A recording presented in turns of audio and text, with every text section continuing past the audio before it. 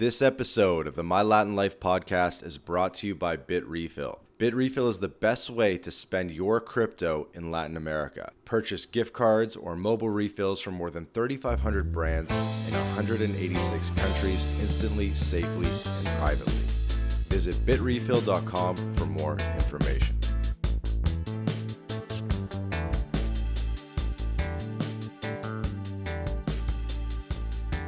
Welcome back to the My Latin Life podcast. Since 2014, My Latin Life has been your trusted guide to traveling and living in Latin America. My guest today is Shelley Marmor from Travel Mexico Solo, Travel Blogging 101, and a host of other websites that she runs, but she's most famous for Travel Mexico Solo. So Shelley, welcome to the podcast. Thank you for having me. Absolutely. I first heard about you listening to a random podcast episode on the Side Hustle Show of hosted by Nick Loper, and you were episode 573, and it was called "How I Grew My Hobby Travel Blog to 50K Months." And I was like, "What?" So I had to listen to that one, and then kind of got into your story about traveling Mexico as a solo female and everything. And I was like, "Great, I need to get in touch with this lady." And you're not really on Twitter. You're big on other platforms, but you're not on Twitter. So maybe a lot of my audience doesn't know you because my audience is primarily Twitter.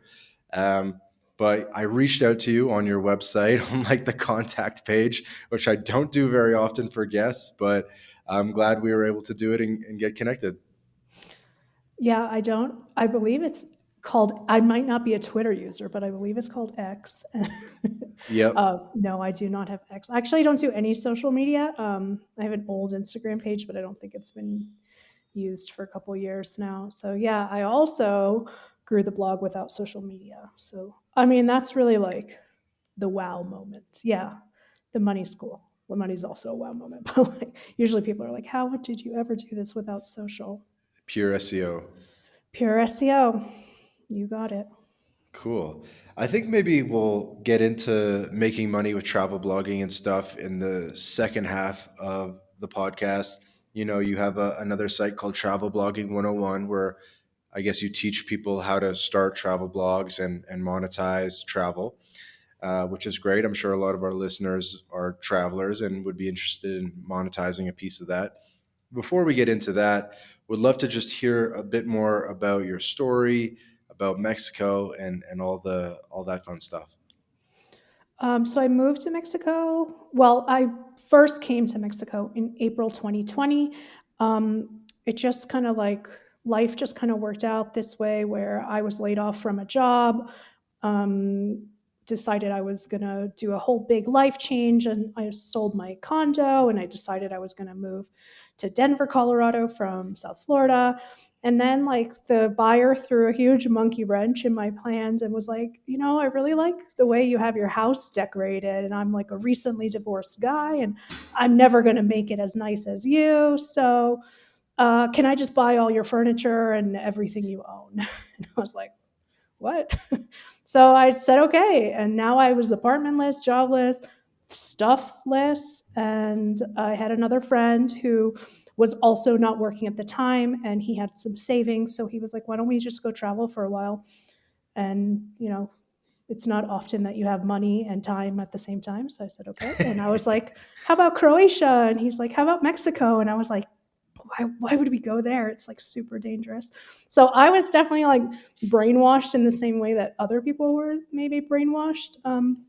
So I'm always sympathetic with those people who are like, isn't it dangerous there? Whereas like a lot of people, especially bloggers, will be like, are you joking? Don't you know America's dangerous? I'm not that way because I totally was like, yeah, Mexico's dangerous, right? I heard it on the news.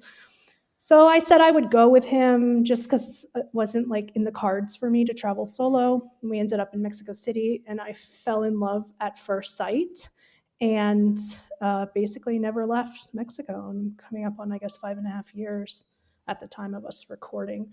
So Mexico kind of picked me. 5.5 years?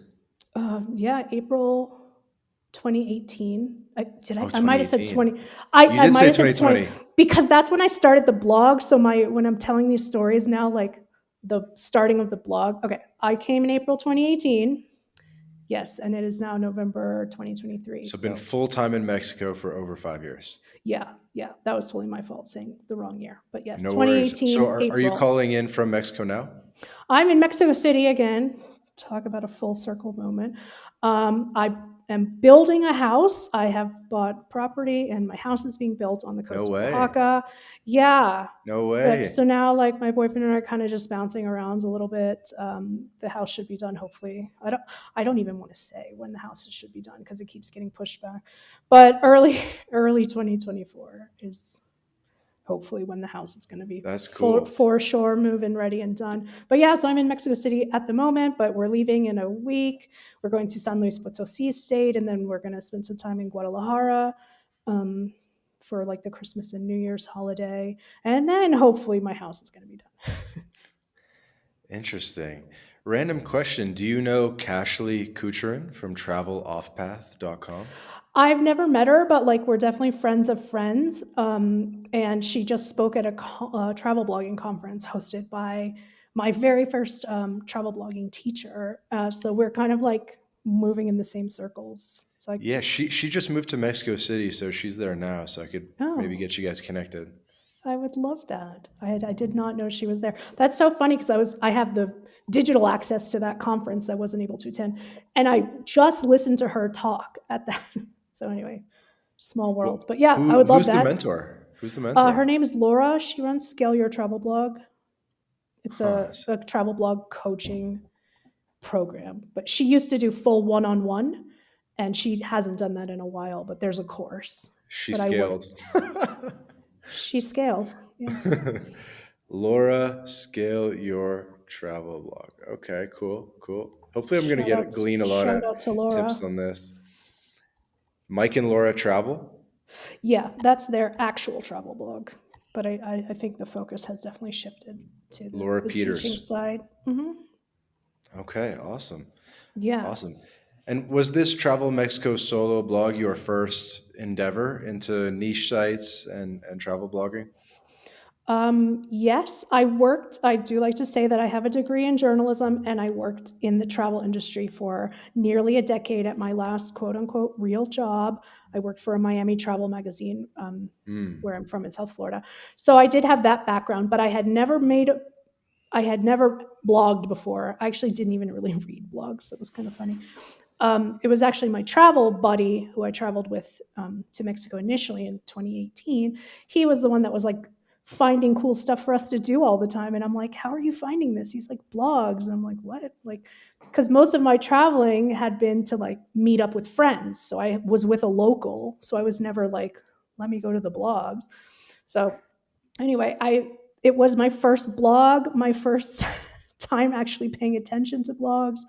I Hmm. felt like a literal true first timer, but I did have some background in other things that maybe like led me to travel blogging for sure. Okay, cool. And now, how many sites are you running? So you started with Travel Mexico Solo. Hmm. In the Side Hustle podcast that I listened, you mentioned that you started one for Oaxaca as well. Yeah, I have a Oaxaca site, Tulum site, the Mexico site, and what else do I have? Merida, Mexico site. I lived there for a couple years.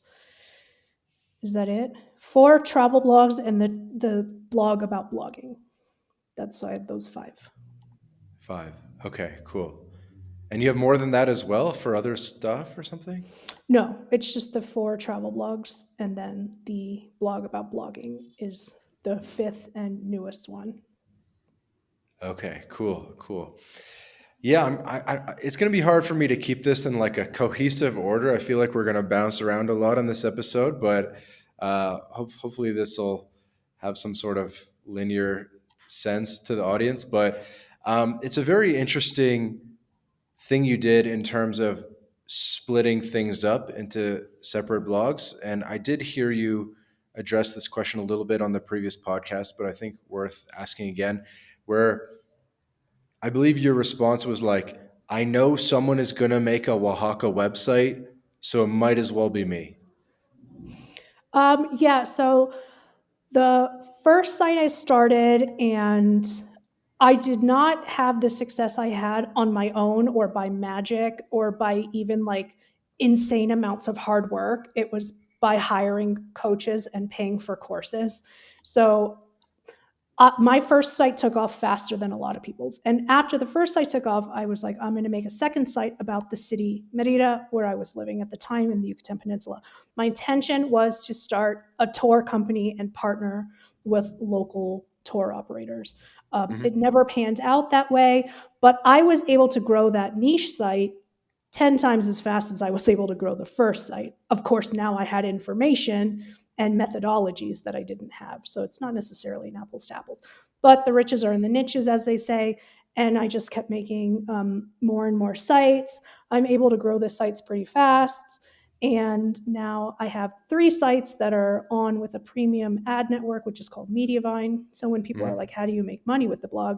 I'm like, there's a lot of ways to make money with the blog.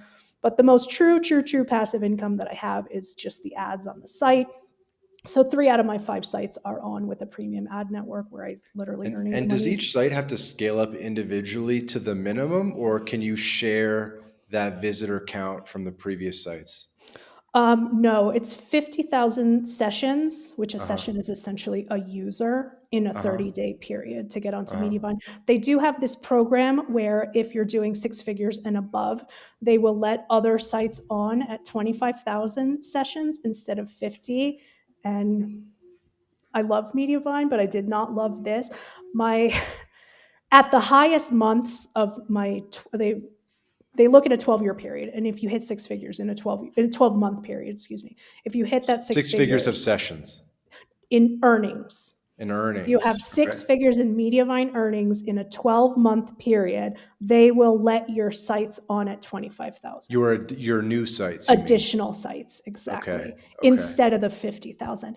Kind of And I makes was sense. literally about $175 away from 6 figures at my highest earnings. Uh, And they said, no, let us know when you hit 6. And I was like, okay. So a little disappointed in that response, but overall, a great company. But yeah, I'm so you have to currently, scale up every site individually. And so what do you do till you get there? Because my site, mylatinlife.com, is just on the Google ads, and it basically sucks in a lot of ways, right? And yeah. so I'm kind of like debating if it's even worth investing in all the articles and stuff that you would need to get it from the sessions that it's at to the 50K to get it on Mediavine. Um, is it worth it? I don't know. Impossible for me to answer that question. Like too many factors, but that's my strength is SEO. So, for example, I got the second site on at about I think it was only 5 months that I got the second site on. The third site was about 9 months. I think it might have Because been you have to get 10 to 50K from scratch. from zero. Yeah, from Okay. zero. Okay. It's but there's other ways to get traffic. Like if you have a budget, you can buy Facebook ads, for example. Like you don't have to go the SEO route. That's a much slower burn. Right. Um, but there's other ways to do it. A lot of people are doing Pinterest these days. Again, Pinterest kind of fell off for a time, and I think it's coming back now. Oh yeah. There's other ways that are not SEO, but for me, it was a valuable skill to learn, let's say, and now I can pretty easily duplicate and replicate it. So my fourth site is about halfway, and it's 4 months, six. I'm not sure, four or And six this is the months old. Tulum site. Yeah, and it's about halfway.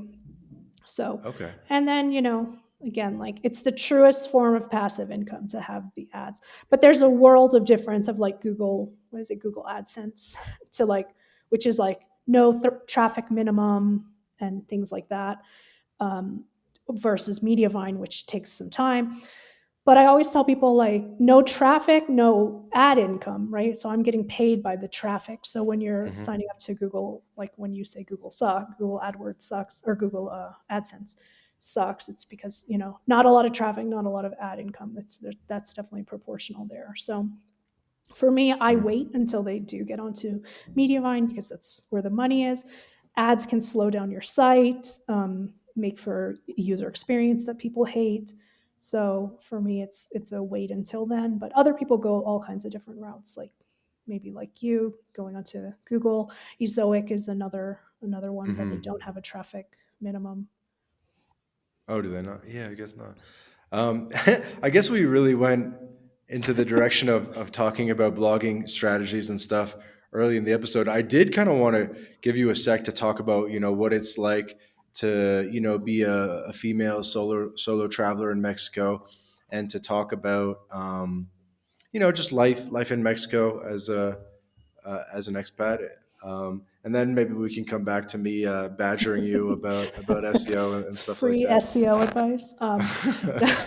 uh, okay, so moving to Mexico.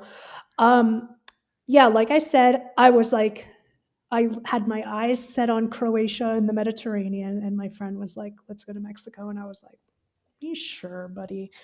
Um, so anyway, came to Mexico. Like I said, I was just completely like in love, and I'm not even really a city person, so it kind of just like I always just say Mexico chose me.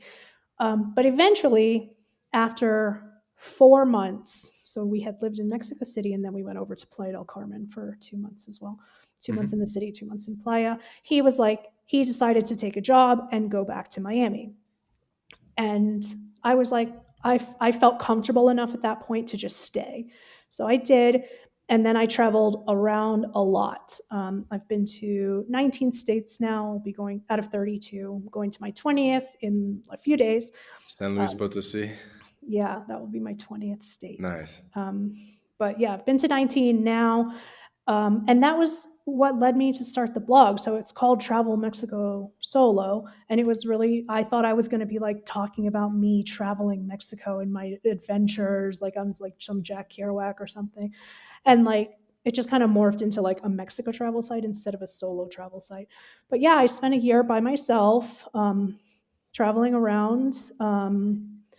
On buses, on planes, like going to smaller towns, going to big cities, beaches, as many places as I could. I don't want to say that like I'm very cautious to be like Mexico's super safe and a great place for like solo travel. All I can say is that it was for me. I'm from a big city. I kind of had that like thinking in mind. I'm not like, "Oh, I'm here and everything's great and I'm on vacation now and I can just mentally check out." Like no, you have to be aware of yourself, you have to be aware of your surroundings. Hmm. Safety is not a given.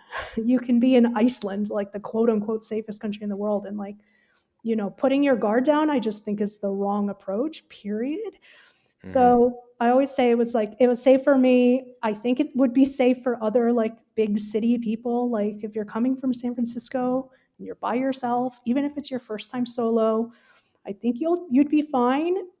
If you're from like rural Nebraska and you've never left the U.S. and you don't speak a word of Spanish, and maybe this isn't the place for your first time solo travel. But it's for me, it was like an amazing experience. I truly just was in love with Mexico. Slower pace of life, obviously the food. Central Mexico weather, they have what's called like the eternal spring climate. So it's So pretty good. much perfect weather year round. There are earthquakes, which scare the whatever out of me as a South Floridian from the flatlands, where we do not have earthquakes. I will probably never get used to earthquakes, but the history, the people are super friendly. Back then, there were not like it was pre-pandemic, and there was not the amount of expats and people doing the digital nomad thing living here. So Hmm. like there was a time when I was like super cool and very exotic in Mexico. Yeah. Those Yeah. days are slowly going going away, or quickly going away If maybe. you had to estimate, what do you think it like 10x post pandemic, 5x? It depends on the area, really. So Mexico City feels like 50x. um, Yeah. I know because a lot of people need the infrastructure of a bigger city, and a lot of people who kind of commute back and forth, let's say between U.S., Canada to Mexico, need the big international airport here. I feel like some places aren't quite that much, but I from going to places in 2018 to going to places post pandemic, it almost feels like different cities sometimes, for sure. Like, Hmm. I dated a guy in Oaxaca because we were like the only gringos. Like, we just were like, hey, I'm like, blonde hair, what is that? Like, we, like, there were no other, this was like kind of in like a rural beach town in Oaxaca on the coast. Like, we just ended up kind of like, I think, okay, like meeting up because we were the only like Americans there. We had that in common. But that I just then I was in Puerto Escondido, maybe 4 months ago, 5 months ago, and it's just like, it's just hearing English everywhere and the whole thing. And so I think it depends on the place. The bigger cities almost feel like I'm going to new places entirely. Interesting. Yeah, I had a, I'll just say it. This episode of the My Latin Life podcast is brought to you by Language Blend, the new best way to learn Spanish. Language Blend focuses on what you actually need to live and get by abroad with daily one-on-one lessons, a dedicated texting partner. It's like living in a Spanish-speaking country without ever leaving home. Go to languageblend.com for more information. Wanted to come visit me in Mexico, and she was like, I want to go to Mexico City first and solo travel for a week or two, and then I'll come to where you're at. Is it safe for me? Maybe she got inspired from your blog, who knows? And I was thinking about it, and I was like, no, just come to where I am, like right away. Because I was thinking about it, I was like, I don't know, like with the hostels aren't all that safe, and like I don't know, like the Ubers and I just like everything about it. Like I know Mexico very well. I'm in Mexico right now, um, but I don't. I really wouldn't tell my sister that it's okay to solo travel in Mexico as someone who doesn't speak Spanish. Yeah, I pretty much never tell anyone to do it. I I don't I would have to know you to tell you like my honest opinion. Otherwise, I'm Hmm. just saying words. So I'm not that like blogger. Like, yes, it's 100% safe. Are you crazy? Of course it's safe. I don't think anywhere is safe. Like, especially as like a female, like I have a lot of concerns and like, I'm like, you look over your shoulder. I think you're crazy not to. So I think there's a balance between enjoying yourself and being smart. But like this, Mexico City, any big city on earth is not the place for you if you're really looking for an all inclusive style vacation where you just come, put your bags down, walk from your room to a pool, someone brings you food, you take a nap, you go, like, if that's what you want, like, I don't think a big city is necessarily that place Right. anywhere on earth. But I also think it's like the like safety starts being compromised like the second you start taking it for granted. And I just can't, like, how would I know to tell a stranger like you're totally fine? Like I said, like, I'm from a big city, like these kind of things are ingrained in me in a way that they're not ingrained in someone from small town Iowa. Like, safety was a fact of life for you. Like, safety for me was something that like I had to be proactive about. So I don't know. It's a tricky subject. And that's why for me, I'm just like, no, you know, I can't tell you that you're gonna. No one can Hmm. guarantee that. So Right. I I'm mean, pretty most people clear. are obviously fine. Like, Of course, that's the other most, side of it. yeah. And That's like definitely the nothing other really side. happens, but still things. Thing about Mexico is like weird stuff happens in Mexico. Dude, I'm from Miami. Like, you can't tell me that. That's Yeah. that's what I'm saying. Like, Yeah. I'm not the best person to like tell you. Yeah, weird shit was a given. Ooh, I don't know if I can say that word. It's fine. It's fine. Weird stuff was a given for me. Like, it's not the few and far between. It's like Tuesday. Like, so I'm Yeah. not maybe, but also like that applies to someone from New York City maybe, or San Francisco maybe, or other big cities on the earth maybe. And also like I'm very used to like a more overt Latin culture than someone, from other parts of the US or Canada or wherever you're coming from. I'm used to a more like extroverted, culture, being growing up around so many Latin people. So It's just Yeah, it's it's not like like a a it's not unanswerable cut and question. dry. Exactly. It's Yeah, not cut and dry. yeah. So I'd rather say maybe not. Like, there's like 193 countries on the earth. There are other ones. I don't think you should be like, Mexico's unsafe, but I'm going anyway. Like, just go to one where you feel safe. Like, you have that option too. Hmm. So Oaxaca, building a house down there, pretty cool. You're basically taking the next step. Is this your first time buying property in Mexico? Yeah, I'm a first timer. What's that experience been like? Yeah, like someone emailed me and they were like, "Tell me everything about buying in Mexico." And I was like, "I don't know. You get a realtor, they show you stuff, you pick one." It wasn't like really any different than anything. I did have a place in South Florida, like I mentioned, so I'm not a first time owner.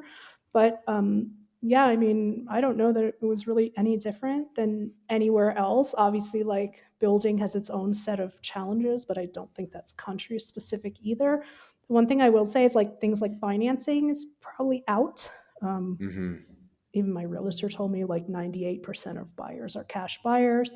That's something maybe other people aren't used to, but of course, the costs of places, property, even labor, those things are going to be less here. So I was able to pull it off, but I tried to stay within I tried to stick to like a hard budget and not get seduced by, oh, it's only a little more. I tried not to do that. Cool. So you must It's be almost like excited. your own house.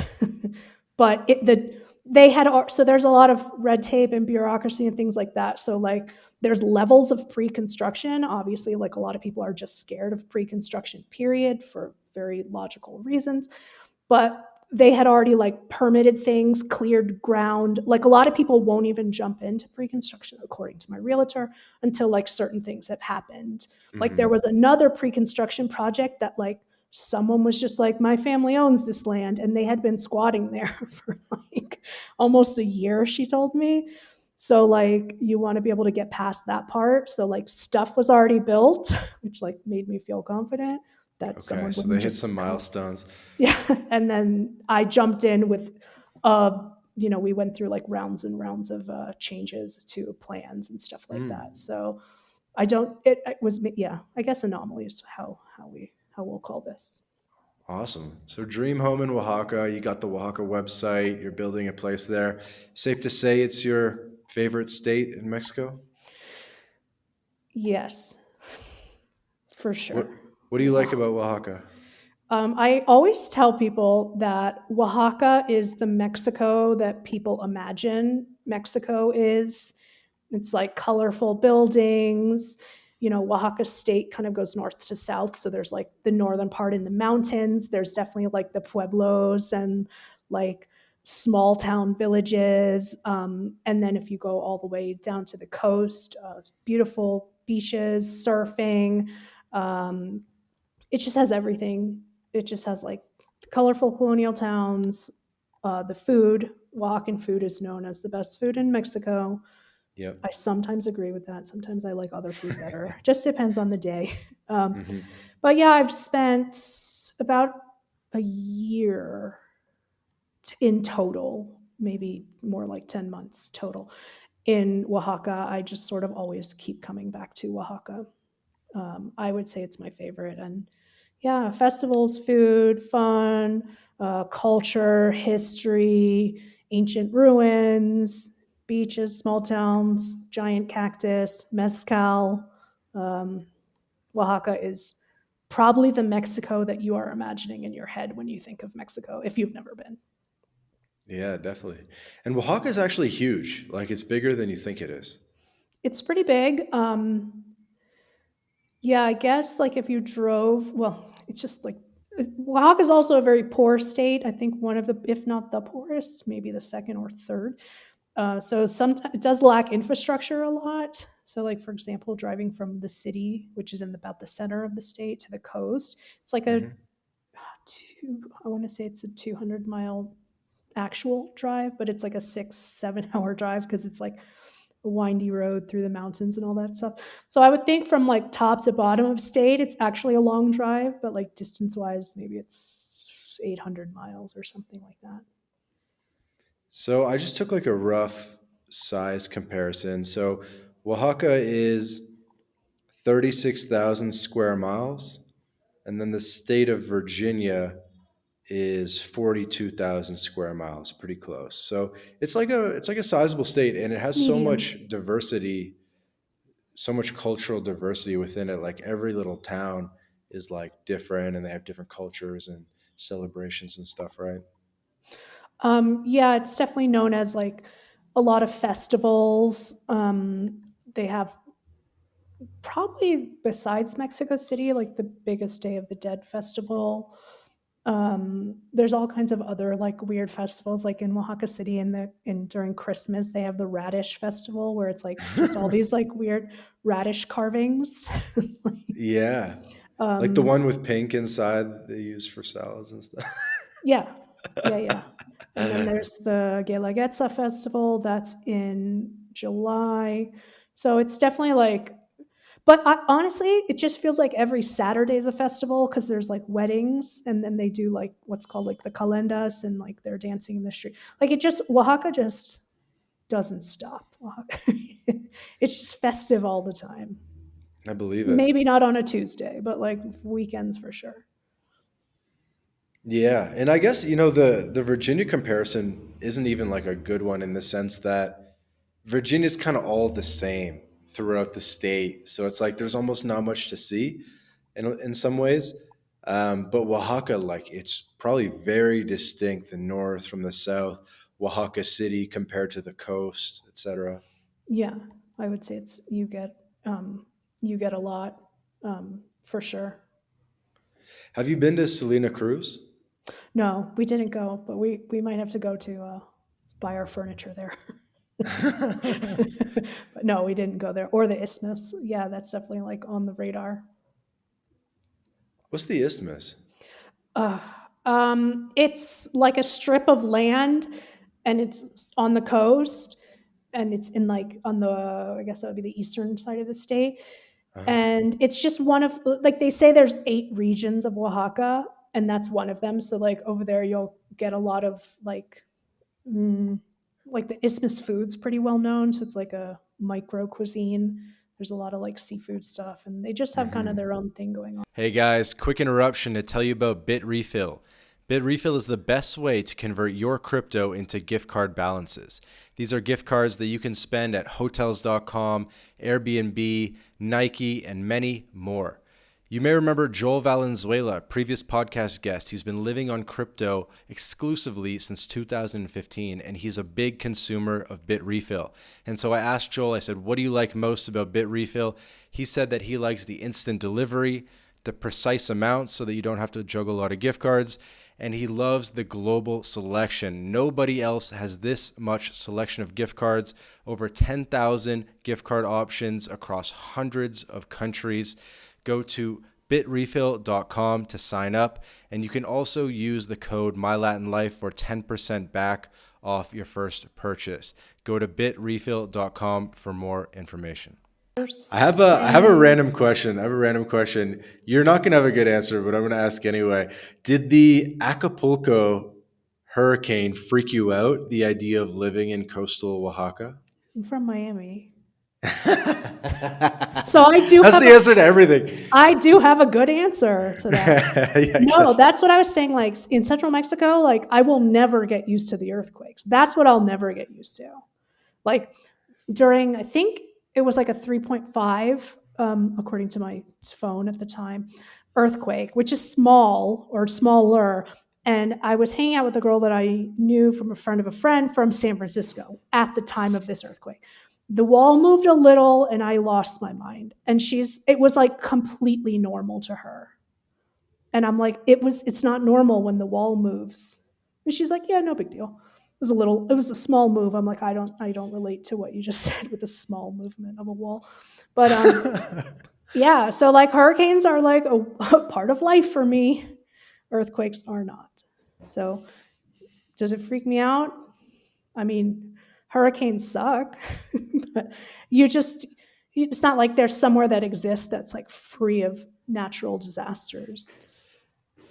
It's true. Yeah, I mean, I guess you can kind of drive inland from Mexico or from the coast of Oaxaca, and you'll be all right. Which made me think, like, do you have a But there's car? earthquakes. Do you have a car in Mexico?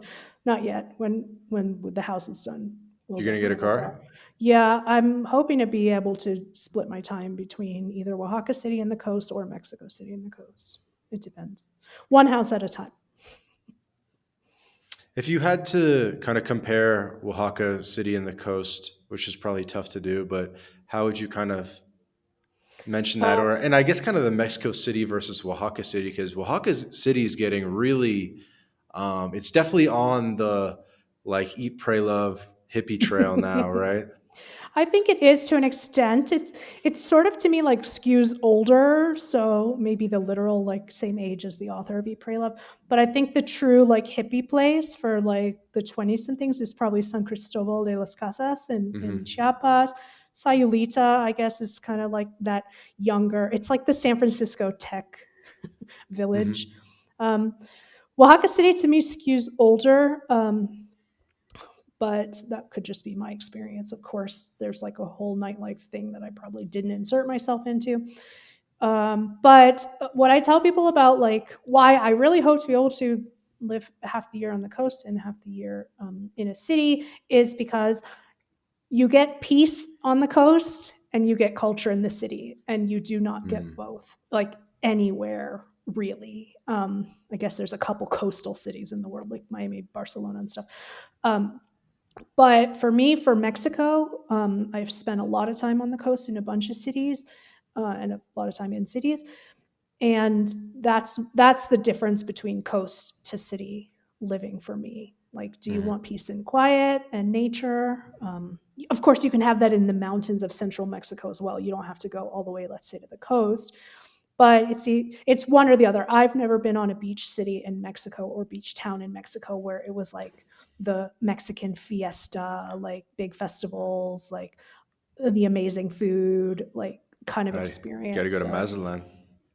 I've never been to Mazatlan. I mean, I can't imagine what I'm looking for is in any of the huge tourist cities, but I have never been to Mazatlan, so yes, I can't say.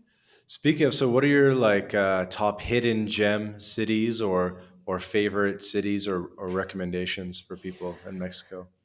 Um, I guess there's a bunch of there's really a bunch of them.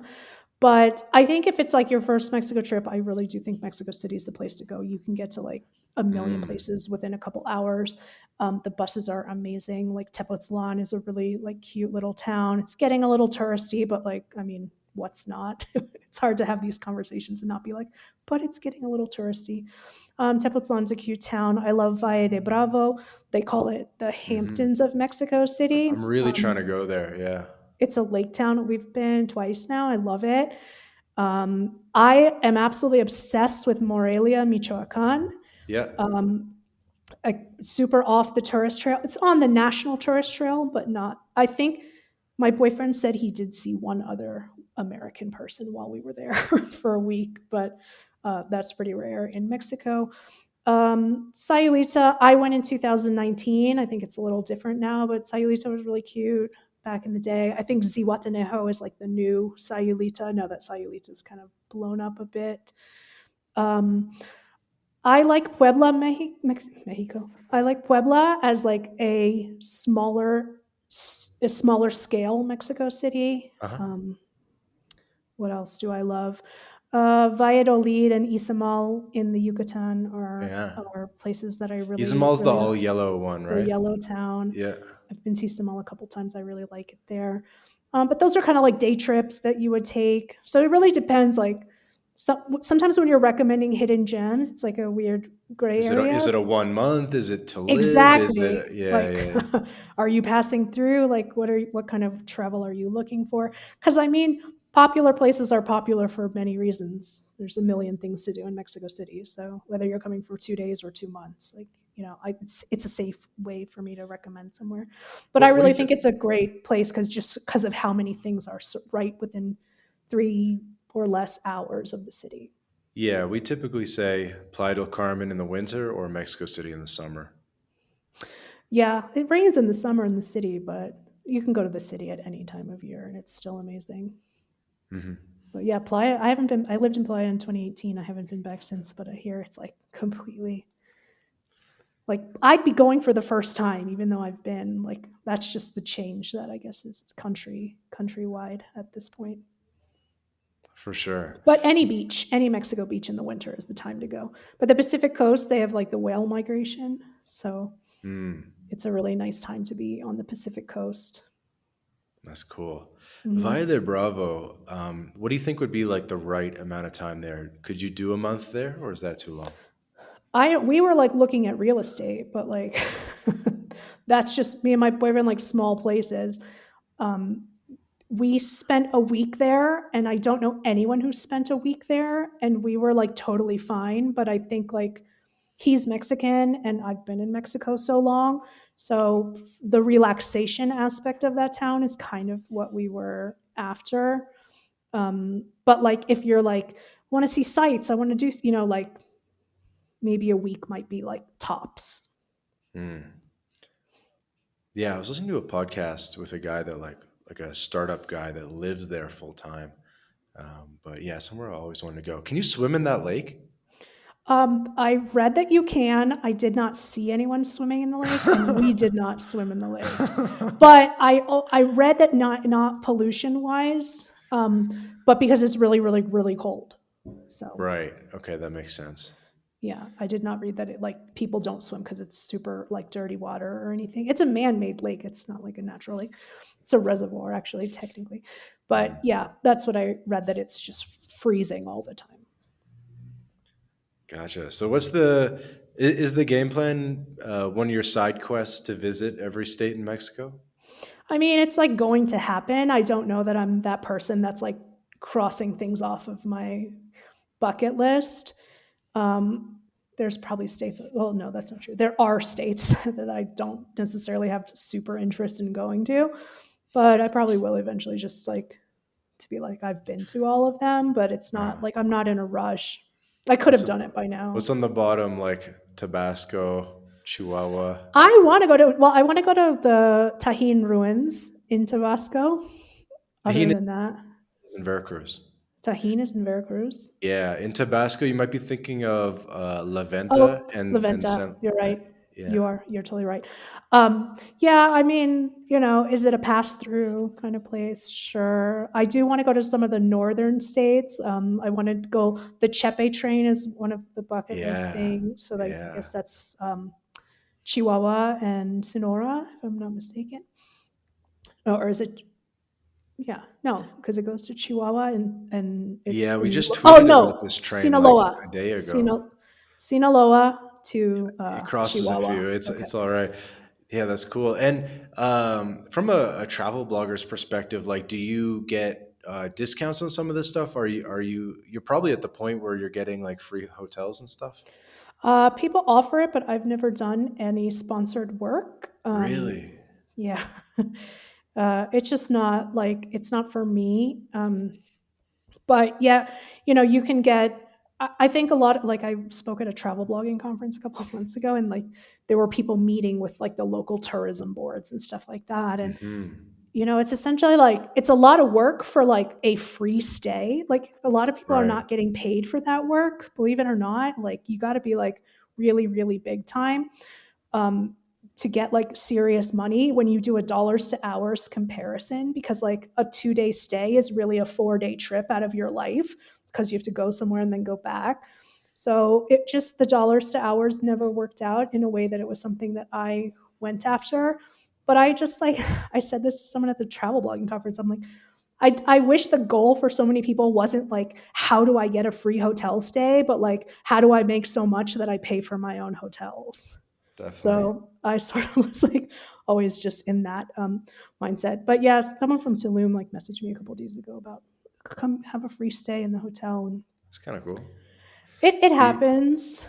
But not doing social media, that actually like a lot of companies wouldn't want to work for me. So like what SEO is, but I would have to educate more people than not about like the benefits of what I do and how a social media post has a lifespan of 2 hours, but like SEO lasts forever. But so yeah, yeah, I don't do sponsored work or social makes media. sense. I don't know what Do you I know? do. Do you know Tim Leffel?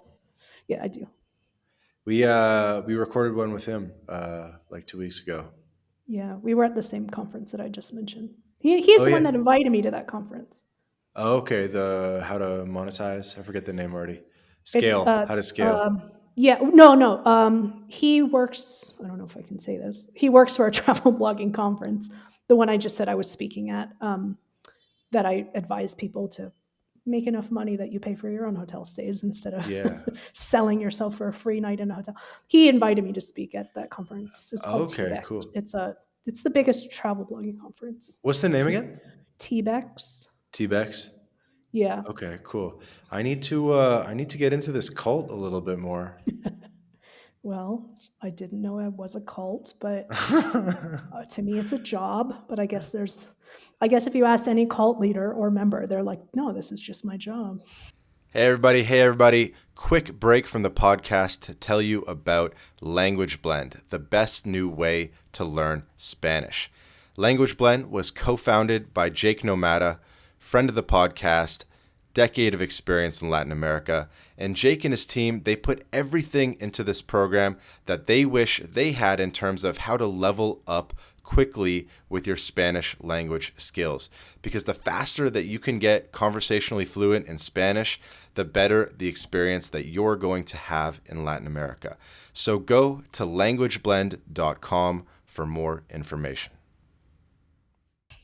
See, because I'm on a couple extremes of things. I think a lot of my audience is more, they're into like the self sovereignty and getting multiple passports and internationalizing and this kind of thing, which I feel like some of the travel bloggers don't really talk about. It's just more about, I guess, experiences and luxury and kind of things like that. But yeah, we're kind of like, my Latin life's like in the middle of like a lot of different crossroads.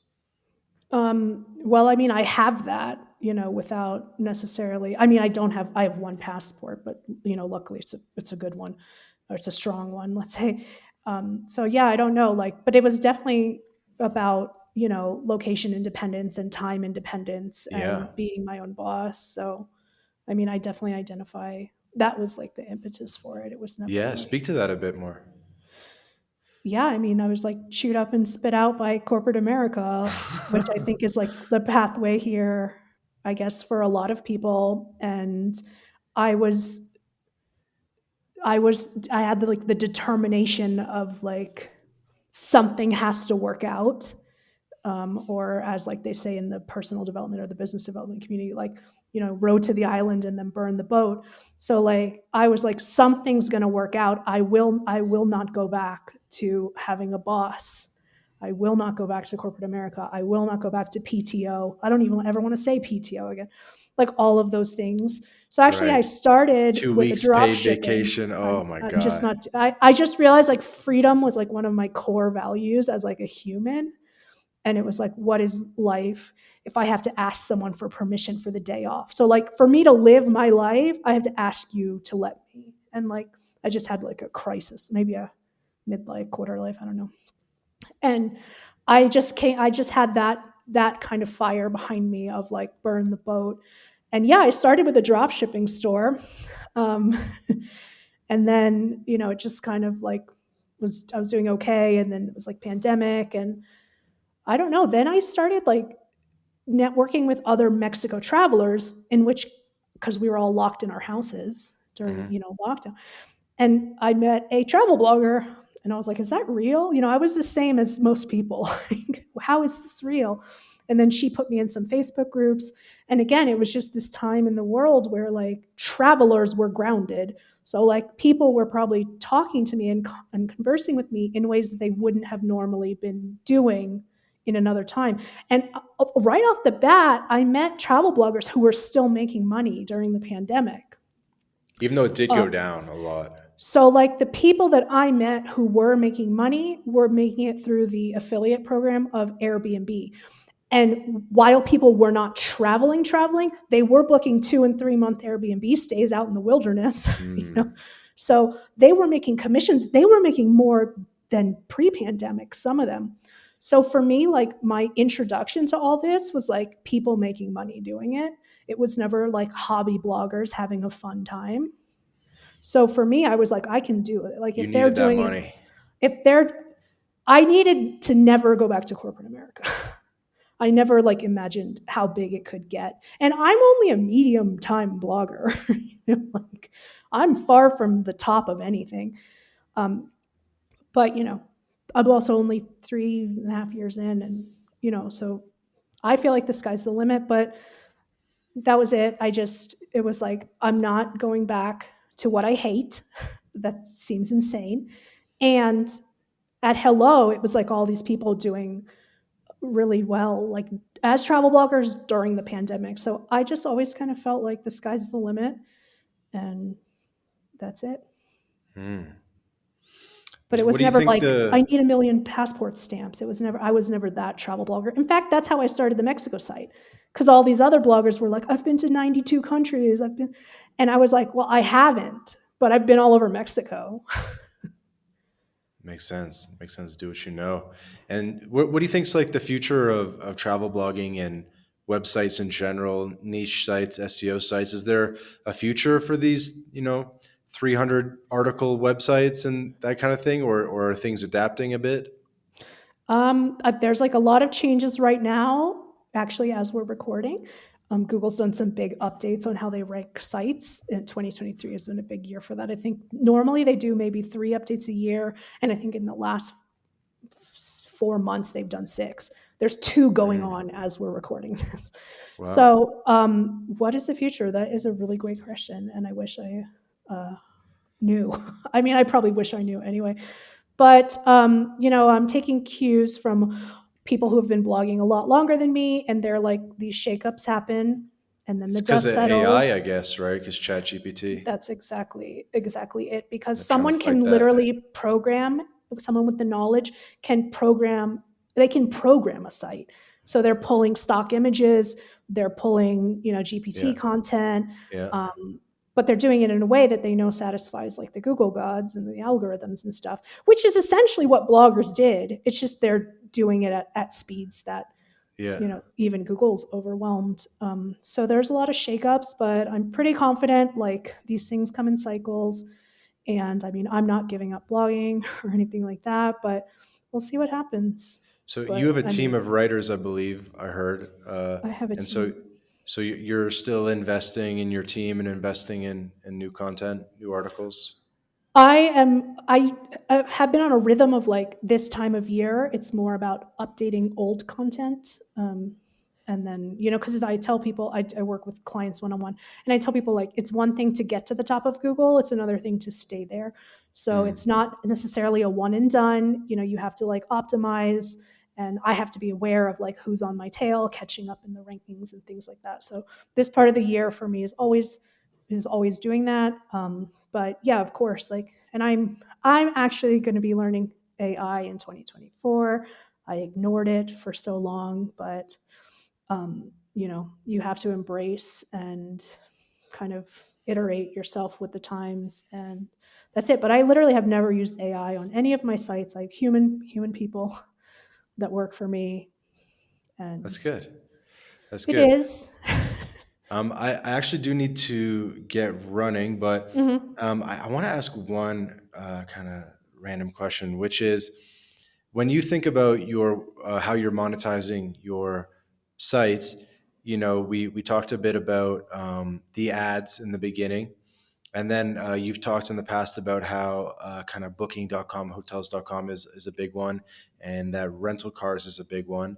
And so do you kind of try to stick to those big 2 or 3, or are you quite disparate in terms of your site is just peppered with tons of random affiliate links? And the trouble with that is you kind of have to log in to a bunch of places and kind of like keep track of it. So do you just like focus on like 2 or 3 top ones, or is it really just like a little bit from everywhere, or? Well, the way I explain it to my coaching clients is that there are certain things that every traveler needs, right? Like rental cars, tours, hotels, hostels, whatever, physical products like luggage, things like that. And then I like to say that there's one other thing that everyone's site has differently. So, like as a Mexico site, I have different considerations than someone with, say, like a Norway site, where they might go heavy on like buy this like big huge jacket or things like that. whatever, like I've never been to Norway, so whatever the case may be. Yeah. But it's, like I always try not to reinvent the wheel, and there's just certain things that travelers need. And beyond that, there's probably one thing beyond the big things that is relates to you specifically and your site. And then beyond that, like, no, I actually am not in many programs at all. I stick to what is tried and true. I Mm, don't necessarily do like side deal kind of things with other people. I just use what's already set up, what's already in place, what already I know works. And mm. that's worked for me for sure. Fascinating. Okay, so where can people? Well, of course, they'll check out their sites, and if we didn't get a chance to get too much into it, but if people want to maybe become a one-on-one client of yours, how would they do that? Well, that's a longer process. But way before that, you can just go to Travel Blogging 101, and I have a lot of introductory stuff on there. I actually have like if you have a blog and you're looking into affiliate marketing, I have like a free video course download. So the first thing you'll see on the site of the programs I recommend joining, why I recommend joining them. Um, and yeah, from there I keep my social media too. I have a student Facebook group, but it's private. But that freebie will put you in the email list if you need to get in touch with me. Okay, awesome. Well, Shelby, thank you so much for joining us on the podcast today. It was really interesting to hear your experience and to connect, basically. So we'll have all the links in the show notes for your websites. And yeah, any final words for the audience? Oh, final words. I don't know we talked about so many things. Um, I don't know. Anyone else in my situation, chewed up and spit out by corporate America, especially US corporate America, I wish you everything in the world to make your dreams happen. And what I do always tell people is that if I can, you can. Yeah, that's awesome. I think your story was really relatable, and you're thriving in Mexico, and you haven't moved back yet, so that's a good sign. No. Cool. So this has been another episode of the My Latin Life podcast. Again, my guest today, Shelley Marmor from Travel Mexico Solo, Travel Blogging 101, and much more. Thanks everyone for listening.